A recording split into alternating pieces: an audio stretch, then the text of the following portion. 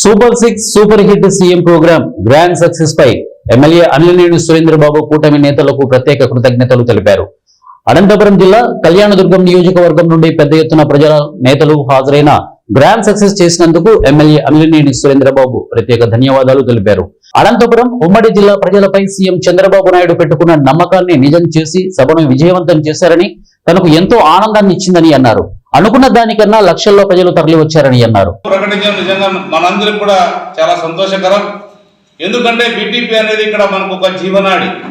114 చెరువులకు నీళ్లు ఎప్పుడైతే ఇవ్వగలుగుతామో ప్రజలందరూ ఆనందంగా ఉంటారనేది మన ముఖ్యమంత్రి గారికి బాగా తెలుసు. కాబట్టి దాన్ని దృష్టిలో పెట్టుకునే ప్రకటించారు. మనం ఒకటి గమనించాలి, 14 ప్రాంతాల్లో మన జిల్లాలో, ఉమ్మడి జిల్లాలో 14 నియోజకవర్గాలు ఉంటే 13 చోట్ల ఏదో రకంగా నీళ్లు వస్తున్నాయి. అవి హెచ్ఎన్సీ కావచ్చు, హెచ్ఎన్ఎస్ఎస్ నీళ్లు కావచ్చు, ఏదైనా కూడా నీళ్లు వస్తున్నాయి. ఒక్క నీటి చుక్క లేని ప్రాంతం ఏదైనా ఉందంటే అది మన కళ్యాణదుర్గం ప్రాంతమే అని తెలియజేయాలి. అలాంటి విషయాన్ని మేము ముఖ్యమంత్రి గారి దృష్టికి తీసుకెళ్లి, ఈ ప్రాంతం మాకు చాలా ఇబ్బంది ఉంది, బీటీపీని త్వరగా పూర్తి చేయాలని చెప్తే ఖచ్చితంగా చేస్తామని చెప్పడం జరిగింది. ఇంకొక విషయం ఏమంటే 36B అనేది కూడా మన ప్రాంతానికి అత్యవసరం.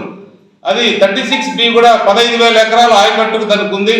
అది వస్తే కూడా చాలా వరకు కూడా మనకు సంబంధించి చాలా బ్రహ్మసముద్రం మండలం, ఇట్లా చెట్టూరు మండలానికి కూడా, మన చాపరి రూరల్ కూడా, అన్ని రకాలకు కూడా అది కూడా ఉపయోగపడుతుంది. అది కూడా మన అదృష్టం. అది కూడా నిన్న ప్రకటించారు, ఫోకస్ చేస్తామని కూడా చెప్పారు. 36B గురించి కూడా ఆయన చెప్పడం కూడా చాలా సంతోషాన్ని ఇచ్చింది. ఏదేమైనా కూడా మనం నీళ్ళతో పాటు అలాగే రోడ్లు కావాలి. ఎక్కడికి పోయినా కూడా మన ప్రాంతంలో రోడ్లు పూర్తిగా అధ్వానమైన పరిస్థితిలో ఉన్నాయి. ఆ రోడ్లు మనం అభివృద్ధి చేసుకోవాల్సిన బాధ్యత మనపైన ఉంది. అది మన ముఖ్యమంత్రి గారి దృష్టికి తీసుకెళ్ళాం, పవన్ కళ్యాణ్ గారి దృష్టికి కూడా తీసుకెళ్ళాం.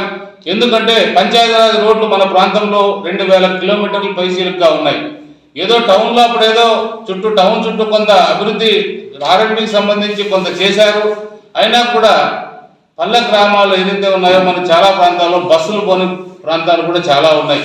ఎందుకంటే ఇప్పుడు ఉచిత ఎందుకంటే మహిళలకు స్త్రీశక్తి స్కీమ్ ద్వారా చాలా మందికి మనం ఫ్రీ బస్సెస్ పెట్టాం. వాళ్ళ చదువుకునే పిల్లల్ని కూడా వదలాలంటే కూడా బస్సులు పోవట్లేదు.